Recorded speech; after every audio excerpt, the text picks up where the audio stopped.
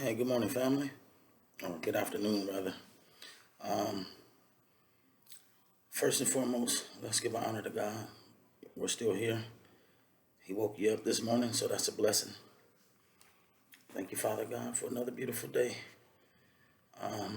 One of the things I want to touch on real quick. This is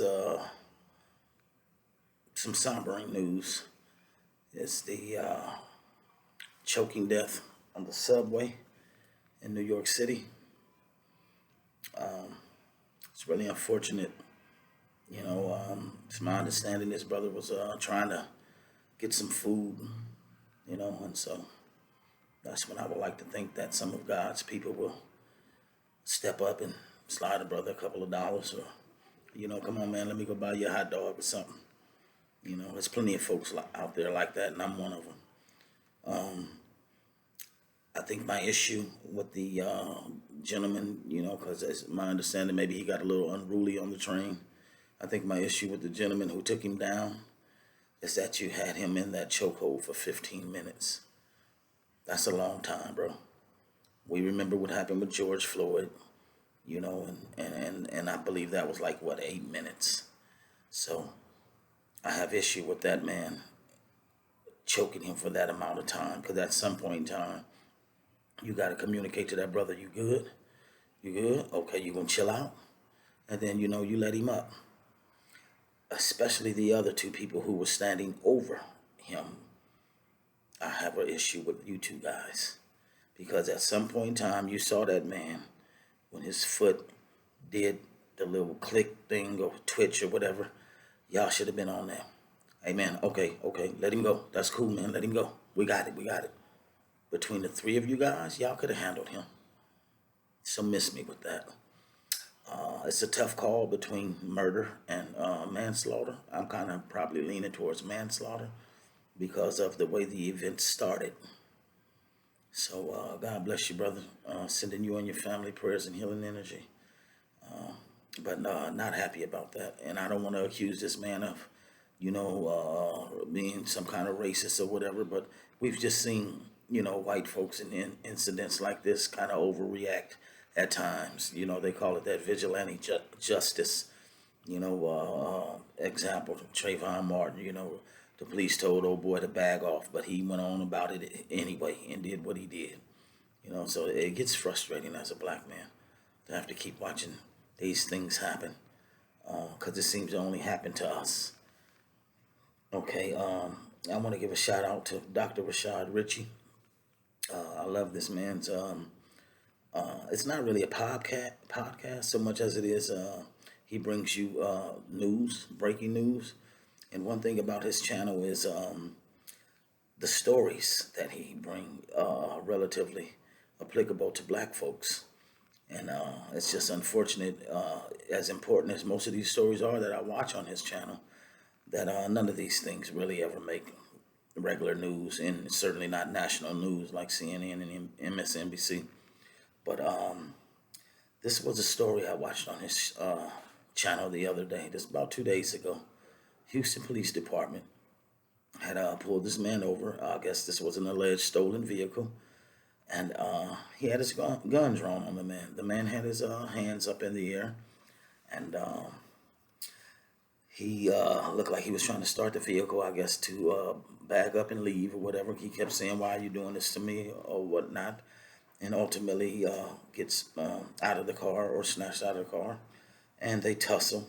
And then he gets shot and killed, I believe. I hope he's not dead, but I believe the man killed him. The officer killed him. So as a black man, I just get so frustrated with this because it's like when you see a guy with an AR-15, military style weapons, kill 30 people, kill 9 people in a supermarket, shoot up a church, kill 14 people, shoot up a movie theater. These individuals are always taken into custody. And that shit is just so frustrating. And it kind of shows us where we are as a society. The indifference in how you treat black men versus white men makes no sense to me whatsoever. That you can get pulled over for your tags or your tail light or whatever, and those traffic stops end up in your death. It's so disheartening, and we can do better. We have to do better. And people in these communities, black and white, brown, Asian, all of you guys have to stand up for what's right. It's just so frustrating. Another story that I saw on Dr. Rashad Ritchie's channel the other day. This was a security guard at Walgreens. I think it may have been in Virginia, but this brother, I guess, was shoplifting and attempts to walk out of the store with the bag. The security guard stops him, takes him down, semi chokehold, but took him to the ground and they tussle. It low key looked like the security guard was kind of whipping his ass because you saw some punches thrown. And then they get up and the brother walks out of the, picks up the bag and walks out of the store. He's saying something to the security guard. The security guard saying something to him. And he pulls out his gun and he shoots him. And you just see the man fall on the ground right there.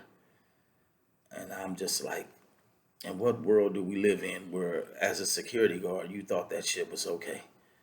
These are items from the shelf, bro, that you just shot a man for.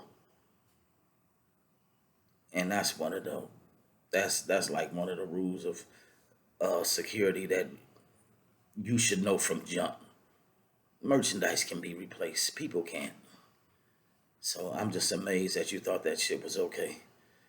I mean, I can understand if the man would have brandished a weapon or went his waistband like he's about to pull something out of. I get that, but you don't see none of that on the video. So you literally shot this man over some damn products. Come on, man. We can do better. That shit makes no sense to me. Another interesting fact of that particular story was the DA, excuse me, not the DA, but the Attorney General was not pressing charges on the security guard. And Walgreens also did not put a statement out. That was also very interesting. So sending that brother prayers and healing energy to you and your family, man. Because I don't condone what you were doing, but I certainly don't think that you should have got shot over it in no way, shape, or form. Another breaking story, I saw this yesterday. Florida has a new mayor. Jacksonville, congratulations. A white woman in Jacksonville, Florida named Donna Deegan. She beat the Republican, I believe it was 52% to 48, something like that. So congratulations, Florida, because it's about time we see some decent news coming from there. Because that BS that your boy Ron DeSantis is on down there, that shit is ridiculous, man. That shit is ridiculous. Taking cultural diversity out of the schools and ethnic inclusion and all these courses you taking out of universities. That shit is ridiculous. And I caught myself saying this the other day because you always heard about Miami-Dade County, and I kind of associate them things like with Rick Ross and Trick Daddy and stuff like that. So I get a little frustrated because, you guys are pretty popular. And of course, you've made it and elevated to a certain level. I don't understand why I don't see you guys speaking out on this. That's y'all neighborhood, man. That's y'all area. What are y'all doing about it? Are you helping any of the grassroots organizations down there? That shit is frustrating, because I'm in Long Beach, I grew up in LA, Inglewood, Watts, Linwood, you know what I'm saying? So I don't really have a stake at what's going on in Florida, but at the same time, when I see the shit that y'all trying to do, because I know that's a little stomping ground for this shit, if this dude get in office, this is what you gonna try to implement around the country, bro. And that shit ain't happening, homie. That's not happening. Where you just getting ready to rewrite history books and shit. Nah, we not going for that, bro. So I want to see more people stand up, especially name brand folks, That's your county, Rick. 305, Miami-Dade, Trick Daddy. Y'all need to come out and say something about that dude down there. He on one. I'm going to turn to Ja real quick. Brother, I don't know what's going on. I know you're young at 23. I get all of that.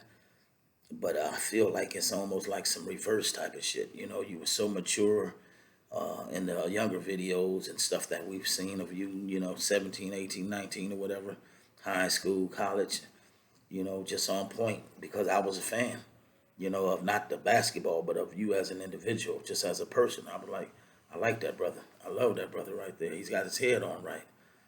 And then all of a sudden, it's like you just been tripping lately. So I have no idea what the hell going on, why you would do it in reverse, but it took me to the thing we went through with Mike Jackson, where your boy was like, he didn't really get to have a childhood because he was all business and work and, performing. So as he got older, he was like, okay, shit, I want to play. I want to be a kid, this grown ass man. So I kind of see that dynamic. And I low key called it like the Mike Jackson syndrome. So, Ja, first and foremost, brother, you gotta listen to some of the people that care about you. Folks that are not gonna stir you wrong. And I'm sure maybe some of your homies care about you, or at least that's what you think they do. But in real talk, brother, people that really care about you ain't gonna allow you to mess that bag up like that. Come on, man. You got like 235 million waiting on you. And you just keep doing things detrimental to not just your NBA career, but right now you playing with your life, homie, on some real shit. Because we keep hearing all the sports announcers talking about, and most of us know, he ain't about that life. You keep waving guns and all that shit on Instagram and at the club. Ain't nothing wrong with getting turned up. But you got enough money, man, that you should have security with you. You know what I'm saying? You don't have to be that guy to wave the gun.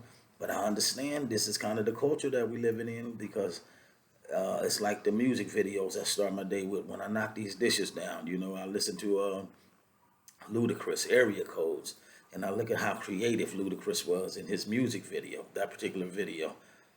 And it's like when I see some of the music videos today, it's just like a bunch of niggas with guns. You know what I'm saying? It ain't no creativity. It's just, nigga, we finna flash these guns, flash this money, and smoke this weed, and it's just, I don't see the creativity. But I don't watch a lot of it neither. I'm just speaking on the ones that I have seen. But Ja, you need to really like talk to some people, man, that really care about you. Because if these are your true friends, bro, they gonna want to see you get that bag. Because that's generational wealth. You know what I'm saying? You can change a lot of people's lives, not just your life and your kids' life, but man, I mean, for decades to come, bro. And so that shit is frustrating to see you self-destruct like that. Because as me and my son was discussing some things about that particular subject, it's to the point where now, bro, you gotta understand when you in the car with these dudes with your red hats on. I don't know what y'all claiming, but when the ops see that and they see something in the background, Tams or whatever spot y'all at, and they come through, bro, them bullets ain't finna stop and wait and say, oh, that's Ja in the car. You know what I'm saying? The kind of stuff you into right now, you can mess around and lose your life, brother. So that shit is scary. And I know you got a new daughter, a young daughter. You brought her to the game with you. So I'm confused. Because in my opinion, most of the time when people have kids, it's like that tends to make you change, and want to do better when you see, damn, I'm actually responsible for somebody else. This person looks just like me. I don't get it, Ja. You got to wake up, brother. Sending you prayers and healing energy, man. I hope you get it together because that's the last thing we want to see is you lose your life because you was in the car with some folks and they would look trying to get your boy in the back and maybe the driver, but them bullets gonna come flying through that car. That's the last thing we want to see. God bless you, man. Have a beautiful day, family.